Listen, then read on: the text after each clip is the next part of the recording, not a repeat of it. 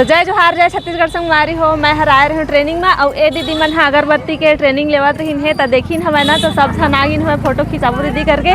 एमन मोर फैन हन बोला थे संगवारी हो सब्सक्राइब भी करे है चैनल ला। तो दीदी मन से मिले हो ना तो मोल अब बड़ खुशी हुई से अच्छा लगी से दीदी मोल आप मन से मिल के मतलब आप मन ला कैसे लगी मोर से मिल के तो दीदी मन है मतलब देखा रही ने बहुत समय से मगर अभी ना मतलब अकेले खड़े रहे मैं तो बात करबो करके आई ने संगवारी हो। मतलब मोला ना बहुत ही अच्छा लगी से देख सकत हो सब झन दीदी मन हा आए हमें अभी जाए के तैयारी में हमें संगवारी हो। तो आप मन मोर चैनल ला सब्सक्राइब कर लूँ नया हो तब और कैसे लगी हमार वीडियो कमेंट करके जरूर बताऊँ। और सब दीदी मन ला देखो संगवारी हो सब झन खड़े हमें ए दे इखर गाड़ी आ गई है संगवारी हो घर जाके तैयारी में हमें गाड़ी स्टार्ट हो गई से मगर बिचारी मन हा देखिन है तो रुकिन है और मन से मिल के ना मोला बहुत ज़्यादा खुशी हुई से अच्छा लगा था। तब मिलथन हमन हा नेक्स्ट वीडियो में।